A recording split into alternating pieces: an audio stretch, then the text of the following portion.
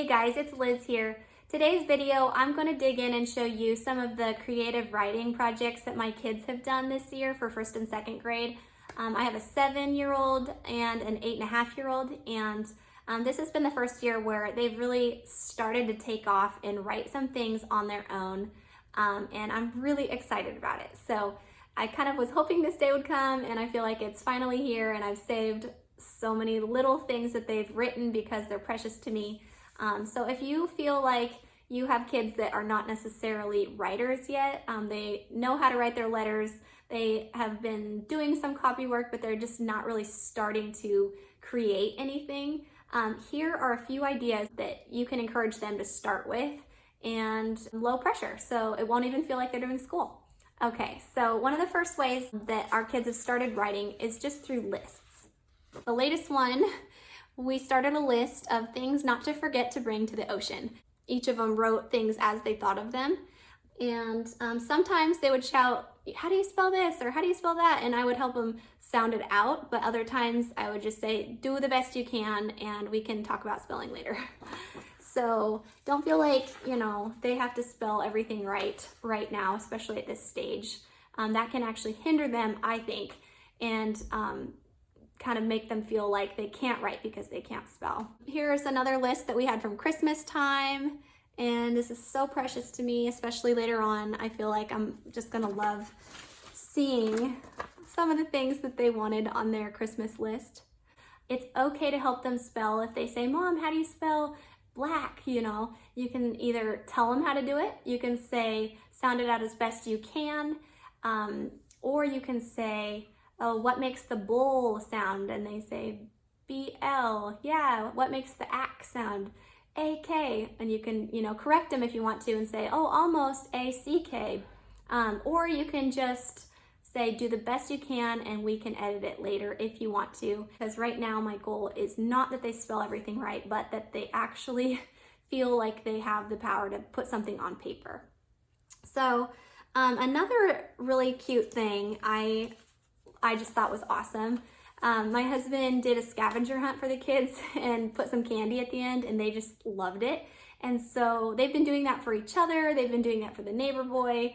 And sometimes I will write down their clues for them if they just want to do it fast. But the other day, my daughter went ahead, and I just thought this was so cute.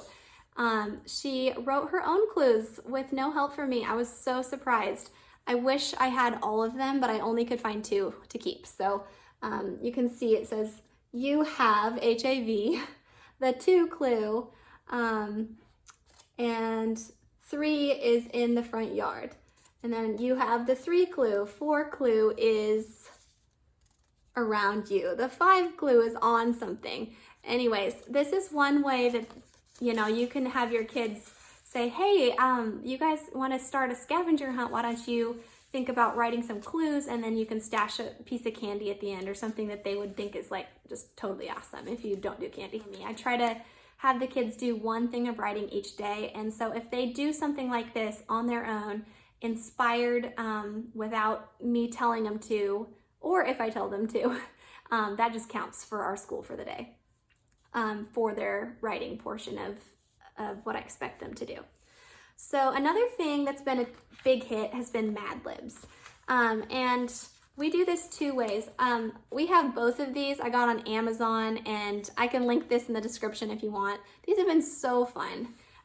Sometimes my son especially likes to do these. Sometimes he wants to ask me the questions and he'll write down my answers. And that's where I feel like he's getting handwriting practice. So you can see this was one that we did together, and he wrote down things he asked me. And here's another example. Some kid wrote down answers there. The other way we'll do it is I will ask them the questions and write it down. And so they're getting practice finding the noun, finding the adjective, and things like that.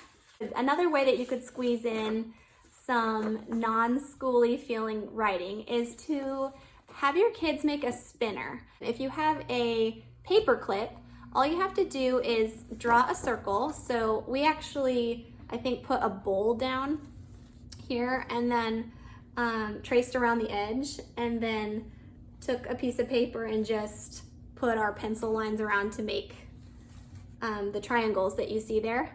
And then I have a brad in the back, and you put a little spinner with a paper clip on it. And so my son, actually, this was just awesome to watch him do. He spent a lot of time on this, so that's why I'm keeping it. But these are things that he put at the end of a scavenger hunt for my daughter. And so when she found it, this was her prize, and she got to spin and pick I think he let her spin twice to pick 2 prizes or whatever. So it says color a picture, do a craft, read a book, mini stove, gum, sucker, all day swing, a board game, play anything, chalk city, color a picture, do a craft. So he put all the things on there that she would like, and I was just really proud of him. So he had a great time doing that, and I think that would be a really easy project that you could do with your little kids.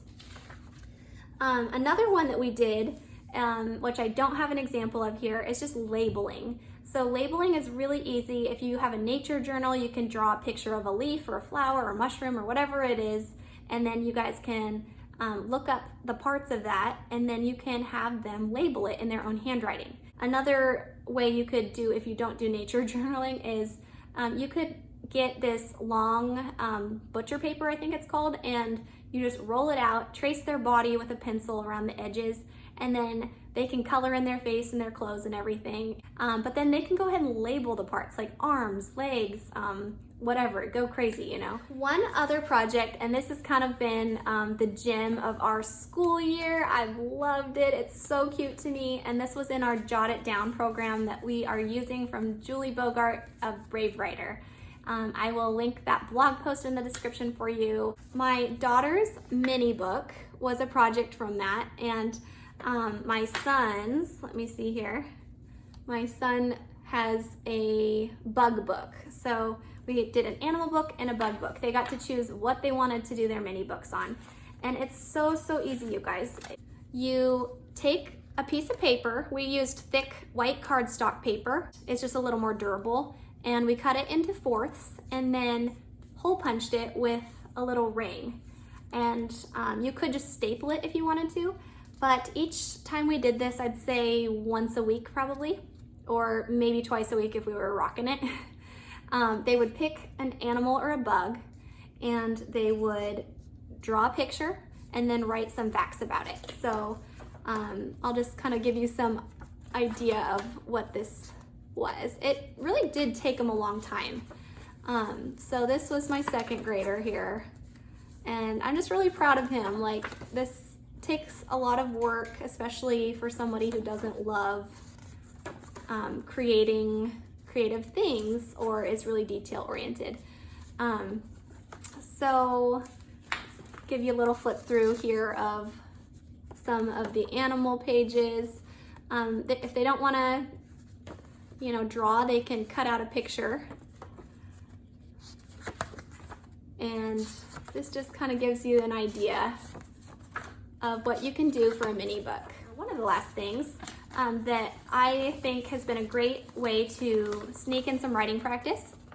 Our library actually has, I'll show you there, these little bingo boards. They have these bingo boards that you can win $50. If you get a bingo, you put your name in the hat for it. So they're super motivated to do this, and if your library doesn't do that, you could create something for them. Like, hey guys, we're gonna work on this month, and then this is the prize at the end. They would go ahead and try to fill out as many of the titles as they could, and we would work on spelling those correctly. If they'd ask me how to spell, I was happy to help them. Other times they would just copy the titles of the book from the book. One way that we've practiced handwriting has also been just sending letters, because someone gets it on the other end and it has a purpose. You can either write it down for them and they can copy it, or they can just write it however they think it is spelled. And same with birthday cards. That's really special. Draw a picture. It doesn't take that long, but someone else gets to open it and it makes them really happy. And the very last thing I was gonna say, I haven't done this, but I have other homeschool friends who do. So the thing that you can ask them to do is called write a sentence, draw a picture. So that just gets them doing something short for handwriting and then creating some kind of picture alongside of it. So hope this encouraged you to just feel like there are lots of ways that your kids can get writing into your homeschool without it feeling like you have to just shove it on them, or without it having to be a big production. You know, it doesn't have to feel like dreadful. It doesn't have to feel necessarily like an assignment. So hope those are fun. And if you have any questions or any other type of writing projects your kids have loved, please leave me a comment. I would love to know. We'll probably try it out. Go ahead and subscribe for more homeschool videos, and be sure to give this video a like if you thought it was helpful. Thanks, and we'll see you soon.